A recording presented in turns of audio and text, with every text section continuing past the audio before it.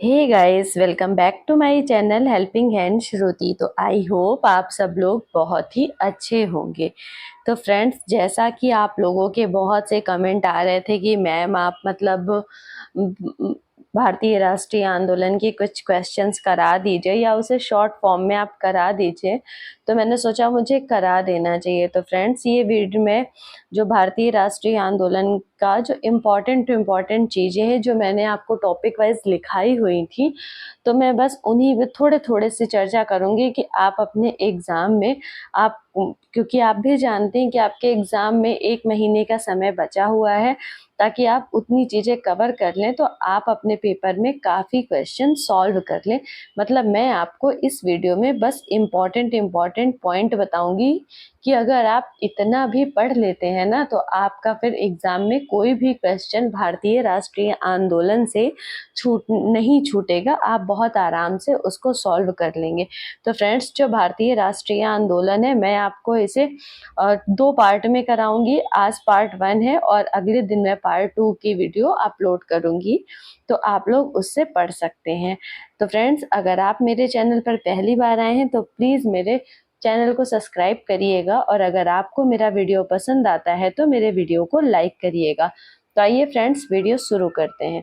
तो देखिए फ्रेंड्स, इस वीडियो में मैं क्या क्या कवर करने वाली हूँ मैं आपको दिखाती हूँ। देखिए, जैसा कि आप जानते हैं कि जो भारतीय राष्ट्रीय आंदोलन है वो 1885 से 1947 तक चला था। तो हम 1885 से स्टार्ट करेंगे और 1947 तक घटनाक्रम में पढ़ते जाएंगे। तो देखिए, इसमें मैं क्या क्या टॉपिक क्लियर करने वाली हूँ, क्या क्या। तो भारत कांग्रेस का गठन है, बंगाल का विभाजन है, गांधी जी के सभी आंदोलन है, होम रूल लीग है, रॉलेट एक्ट है, आपका जलियांवाला नरसंहार है, असहयोग आंदोलन है, गोलमेज सम्मेलन है। जैसा कि मैंने बताया था कि गोलमेज सम्मेलन आपका बहुत ही इम्पोर्टेंट है, तो इसीलिए मैंने सोचा कि मैं उसे खुद ही पढ़ा दूं आप लोगों को।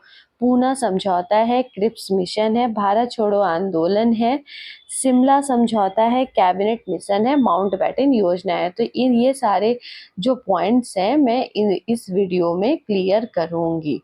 तो मतलब आपका जो पूरा भारतीय राष्ट्रीय आंदोलन है वो पूरा 2 वीडियो का रहने वाला है। अगर आप अपने एग्जाम से पहले 2-3 बार इसे देख ही लेंगे ना, तो आपके जो सारे पॉइंट्स हैं वो आपको याद हो जाएंगे, ताकि जब आप पेपर देने जाएंगे तो आपको ऑप्शन देख के तुरंत उसका आंसर याद आ जाएगा। तो आइए फ्रेंड्स, शुरू करते हैं।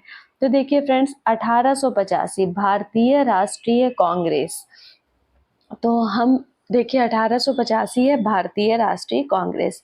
भारत के राष्ट्रीय आंदोलन में कांग्रेस की स्थापना देश में एक बड़े आंदोलन का नेतृत्व करने तथा ब्रिटिश सरकार के सुरक्षा कपाट के रूप में हुआ। तो देखिए, इसकी जो स्थापना हुई थी भारतीय राष्ट्रीय कांग्रेस की, वो हमारी 1885 में हुई थी, जैसा कि आप सभी लोग जानते ही होंगे। तो देखिए, अगर हम यहाँ पढ़ें तो देखिए, जो स्थापना है वो 28 दिसंबर 1885 को हुई थी। तो फ्रेंड्स, आपके लिए ना डेट अगर आप याद रख लेते हैं तो बहुत ही अच्छी बात है, बट आपको ईयर बहुत अच्छे से याद होना चाहिए। और जो इसके संस्थापक थे वो थे एलन ऑक्टेवियन ह्यूम। तो इन्हें आप नाम, पूरा नाम बहुत कम ही हम लोगों ने सुना होता है, हम लोगों ने ए ओ ह्यूम ही पढ़ा होता है। तो ठीक है, और ये हमारे स्कॉटलैंड के थे। तो देखिए, ए ओ ह्यूम थे। और क्या बोले, इसकी जो स्थापना हुई थी वो मुंबई के गोकुल दास तेजपाल संस्कृत विद्यालय, मतलब जो स्थान था, तो वो मुंबई के गोकुल दास तेजपाल संस्कृत विद्यालय था। और जो उस समय हमारे जो वायसराय थे वो लॉर्ड डफरिन थे। तो जब हमारी इसकी स्थापना हुई थी तो उस समय जो हमारे वायसराय थे वो लॉर्ड डफरिन थे। और दादा भाई नेरोजी ने इसका नामकरण भारतीय राष्ट्रीय कांग्रेस किया।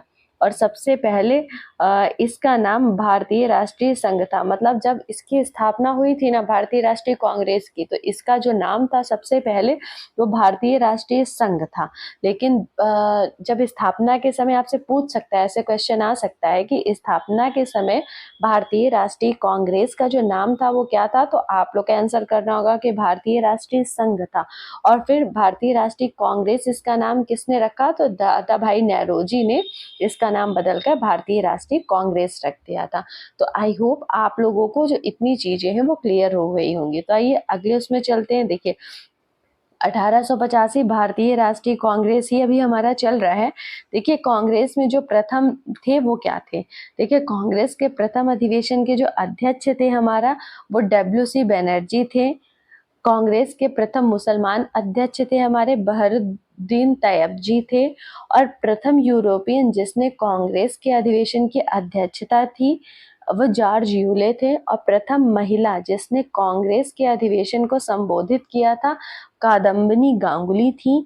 प्रथम यूरोपियन महिला तथा प्रथम महिला अध्यक्ष जिसने कांग्रेस के अधिवेशन की स्थापना की थी एनी बेसेंट। तो फ्रेंड्स ये एनी बेसेंट वाला क्वेश्चन ये बहुत ही इंपॉर्टेंट है और बहुत से एग्जाम में ये पूछा गया है। तो देखिए एक और फिर अगर हम अगला देखें तो जिस अधिवेशन में पहली बार भारतीय राष्ट्रीय गीत वंदे मातरम गाया गया तो 1986 के कलकत्ता अधिवेशन में। तो इस अधिवेशन के अध्यक्ष रहमतुल्ला सयानी ने स्वयं इसे गाया था। वंदे मातरम बंकिम चंद्र चटर्जी के उपाध्याय आनंद मठ से उद्गृत है। तो फ्रेंड्स ये जो वंदे मातरम वाला क्वेश्चन है ना ये भी हमारा बहुत इंपॉर्टेंट है। ये पूछा जाता है कि ये राष्ट्रीय गीत वंदे मातरम किस अधिवेशन में गाया गया। तो आप बता सकते हैं कि 1896 के कलकत्ता अधिवेशन में गाया था। और ये वंदे मातरम किसके उपन्यास से लिया गया तो आनंद मठ से लिया गया है। तो फ्रेंड्स देखिए ये इसमें जितने भी पॉइंट्स है ना ये आप लोग बहुत अच्छे से पढ़ लीजिएगा क्योंकि ये आपके एग्जाम में आने की पूरी पूरी संभावना है। चलिए अगला देखते हैं। तो देखिए 1905 का है वो बंगाल विभाजन। आप सभी जानते हैं कि जो हमारा बंगाल का विभाजन हुआ था वो 1905 में हुआ था और जिसका उद्देश्य था वो हिंदू और मुस्लिमों की एकता को तोड़ना था। तो अगर आपसे पूछा जाए कि जो बंगाल विभाजन का उद्देश्य क्या था तो आप लोग टिक करेंगे कि हिंदू और मुसलमानों की एकता को तोड़ना था। उस समय जो वायसराय थे वो हमारे लॉर्ड कर्जन थे और ये लागू हुआ था 16 अक्टूबर 1905 को। तो जैसे मैंने कि आपको बताया कि अगर आपको डेट नहीं भी याद रहती लेकिन आप सन बहुत अच्छे से याद रखिएगा क्योंकि ये बंगाल विभाजन का ना हमसे सन कई एग्जाम में पूछ चुका है। तो अगर हम बंगाल विभाजन देखें तो 2.2 उसमें विभाजन हुआ था पश्चिम बंगाल और पूर्वी बंगाल। तो पश्चिम बंगाल में आपका था बंगाल बिहार प्लस उड़ीसा था और पूर्वी बंगाल में था आपका पूर्वी बंगाल प्लस असम था। और अगर हम इसमें देखें पश्चिम बंगाल में मतलब तो हिंदू जनसंख्या बाहुल्य क्षेत्र था और पूर्वी बंगाल हमारा मुस्लिम जनसंख्या बाहुल्य क्षेत्र था। देखिए अगर आप मैप के माध्यम से इसको समझना चाहें तो आप इधर देख सकते हैं। ये देखिए ये हमारा बंगाल है, ये ईस्टर्न में बंगाल है, ये आसाम है और ये देखिए ये इधर का है। तो आप मैप के माध्यम से भी इसको समझ सकते हैं। तो आई होप आप लोगों को इतनी चीजें क्लियर हो गई होंगी। तो देखिए अभी उसी बंगाल के विभाजन से ही हमारे जो क्वेश्चन बनते हैं वो ये हैं कि 3 दिसंबर 1903 को बंगाल विभाजन का प्रस्ताव ब्रिटिश संसद में रखा गया था। फिर 19 जुलाई 1905 को जनता के सामने प्रस्ताव रखा गया। 20 जुलाई 1905 को समाचार पत्रों में विभाजन की घोषणा हुई। 7 अगस्त 1905 को इसका विरोध प्रारंभ हुआ और 16 अक्टूबर 1905 को विभाजन हो गया। तो फ्रेंड्स आप भी देख सकते हैं कि लगभग 2 साल का समय लगा। मतलब देखिए आपको देखिए कि 3 दिसंबर 1903 को प्रस्ताव ब्रिटिश संसद में रखा गया था और फाइनली जो उसका विभाजन हुआ था वो 16 अक्टूबर 1905 में हो पाया था। तो आइए अगले देखते हैं। ये देखिए 16 अक्टूबर 1905 से विभाजन लागू हो गया। विभाजन के फलस्वरूप बंगाल एवं संपूर्ण देश में रोष एवं विरोध की लहर फैल गई। 16 अक्टूबर 1905 को शोक दिवस के रूप में मनाया गया क्योंकि इस दिन बंगाल का विभाजन हुआ था। रविन्द्रनाथ टैगोर के आह्वान पर 16 अक्टूबर 1905 को रक्षा बंधन दिवस के रूप में मनाया गया। तो बंगाल विभाजन के अवसर पर ही रविन्द्रनाथ टैगोर ने अपना प्रसिद्ध गीत अमार सोनार बांग्ला लिखा। यह गीत अब भी बांग्लादेश का राष्ट्रीय गान है। जैसा कि आप जानते हैं तो ये क्वेश्चन भी बहुत एग्जाम में पूछ चुका है कि जो बांग्लादेश का राष्ट्र गान है वो हमारा किसने लिखा था और उसका नाम क्या है। तो आप लोग को पता है कि अमार सोनार बांग्ला है और इसे हमारा रविन्द्रनाथ टैगोर जी ने लिखा था। तो आइए आगे देखते हैं कि 1906 में मुस्लिम लीग बंगाल विभाजन की घोषणा के पश्चात मुसलमानों का एक शिष्टमंडल जिसमें 36 लोग शामिल थे, आगा खां के नेतृत्व में 1 अक्टूबर 1906 को शिमला में वायसराय मिंटो से मिला।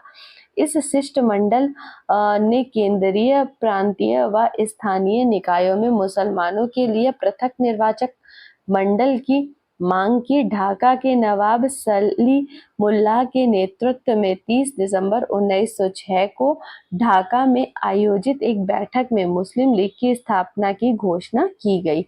तो देखिए, आपसे ये पूछ सकता है कि मुस्लिम लीग की स्थापना की घोषणा कब की गई, तो आप बताएंगे 30 दिसंबर 1906 को ढाका में आयोजित एक बैठक में मुस्लिम लीग की स्थापना की गई। अब देखिए, अलग से यहाँ दिया हुआ है, इसकी स्थापना 1906 में हुई थी मुस्लिम लीग की।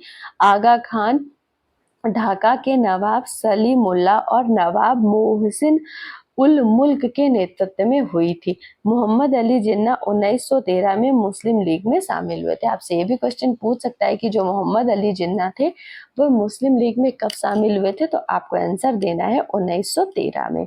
तो देखिए, 1907 में जब कांग्रेस का विभाजन हुआ, तो ये देखते हैं 1907 को सूरत में हुआ।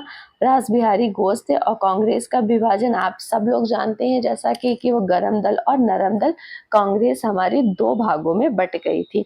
उदारवादी और अथवा नरमपंथी नेता ये नरम दल के थे और ये गरम दल के नेता ये थे। तो देखते हैं कि हमारे उदारवादी अथवा नरमपंथी नेता कौन थे। दादा भाई नौरोजी और फिरोज शाह मेहता थे, बहरुद्दीन तैयबजी, गोपाल कृष्ण गोखले थे, आनंद मोहन बसु थे। और अगर मैं गरम दल के नेता की बात करूं तो बाल गंगाधर तिलक,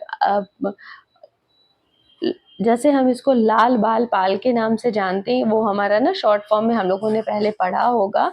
ये देखिए, इसमें लिखा भी है कि लाल बाल पाल, इन तीनों को सम्मिलित रूप से कहते हैं। तो बाल गंगाधर तिलक, लाला लाजपत राय, बिपिन चंद्र पाल और अरविंद घोष। तो ये आप लोग इसे ट्रिक से भी याद कर सकते हैं और ऐसे भी आप लोग याद कर सकते हैं। तो आइए अगला देखते हैं। 1908 में खुदीराम बोस को जो फांसी दी गई थी, तो शहीद खुदीराम बोस भारत में ब्रिटिश शासन का विरोध करने वाले सबसे युवा क्रांतिकारी स्वतंत्रता सेनानी थे। उनका जन्म 3 दिसंबर 1889 को पश्चिम बंगाल के मिदनापुर जिले में हुआ था। मुजफ्फरपुर के जज D.H. किंग्सफोर्ड को मारने की साजिश के आरोप में खुदीराम बोस को मुजफ्फरपुर जेल भेजा गया था, जिसे मुजफ्फरपुर षड्यंत्र के रूप में भी जाना जाता है। और 11 अगस्त 1908 को 18 साल की उम्र में उन्हें फांसी पर लटका दिया गया, जिसने भारतीय स्वतंत्रता आंदोलन का सबसे कम उम्र का शहीद बन गया। तो अगर आपसे पूछे कि सबसे कम उम्र का जो शहीद था वो कौन था, तो आपका आंसर होगा खुदीराम बोस था। चलिए आगे देखते हैं। 1913 गदर पार्टी, तो 2011 में हमारा हुआ था बंगाल विभाजन रद्द हुआ था। देखिए, बंगाल का विभाजन हमारा कब हुआ था, आप सभी को मैंने पहले बताया। और बंगाल विभाजन जो रद्द हुआ है वो हमारा 1911 को हुआ है। 1913 में क्या हुआ, गदर पार्टी भारत में ब्रिटिश शासन को समाप्त करने के लिए भारतीयों द्वारा आयोजित एक अंतरराष्ट्रीय राजनीतिक आंदोलन था। इसका गठन 1913 में हुआ था। मुख्यालय इसका जो था वो सैन फ्रांसिस्को था, मतलब गदर पार्टी का जो आपका मुख्यालय था वो सैन फ्रांसिस्को में था। और इसकी जो स्थापना की थी लाला हरदयाल और सोहन सिंह भाखना ने की थी। मतलब अगर आपसे पूछता है कि गदर पार्टी की जो स्थापना थी वो किसने की थी, तो लाला हरदयाल और सोहन सिंह भाखना ने की थी। और इसका जो गठन हुआ था वो 1913 में हुआ था। तो आई होप आप लोगों को इतनी चीजें क्लियर हो गई होंगी। तो आगे देखें अगर, तो देखिए अब यहाँ से हमारा गांधी जी का वो हो रहा है, आगमन हो रहा है। तो देखिए 1914 है, प्रथम विश्व युद्ध हुआ था हमारा। तो आप सभी जानते हैं कि प्रथम विश्व युद्ध हमारा 1914 से 1918 तक हुआ था।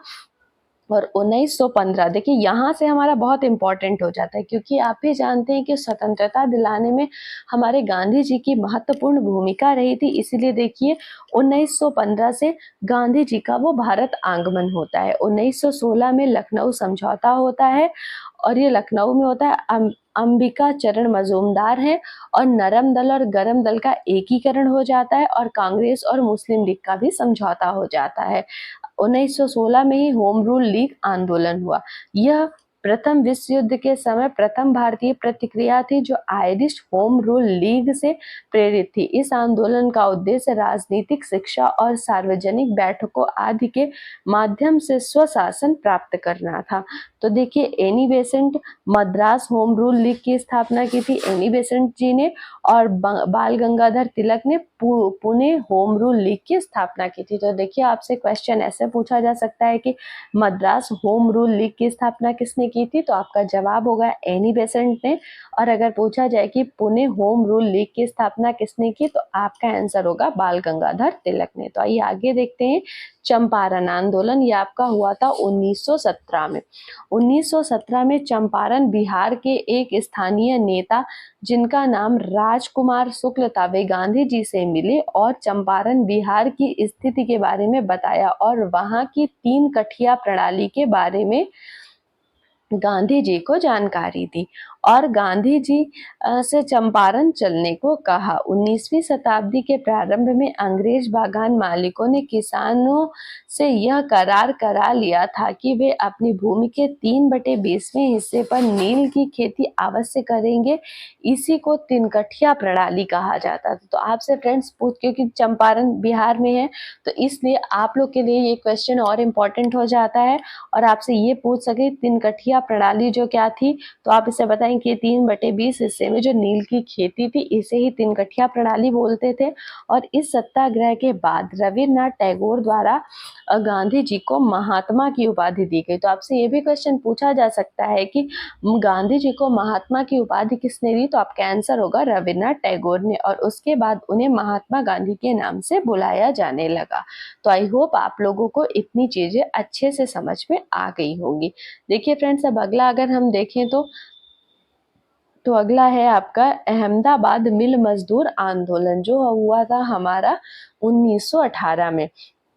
चंपारण सत्याग्रह के बाद 1918 में गांधी जी अहमदाबाद के कपड़ा मिल मजदूरों से मिले और उनकी समस्या को समझा।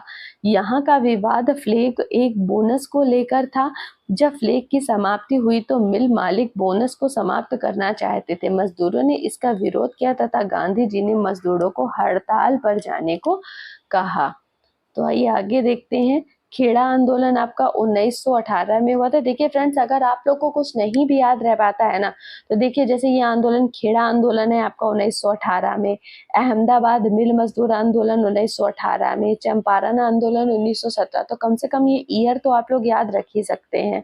देखिए जो खेड़ा आंदोलन था ये 1918 में हुआ था। इसके बाद उसी वर्ष 1918 में गांधी जी ने खेड़ा गुजरात में हो रहे किसानों के साथ अत्याचार के विरुद्ध अंग्रेजों के यहाँ पर किसानों की फसलें नष्ट हो जाने के बाद भी उनसे करों की वसूली की जा रही थी।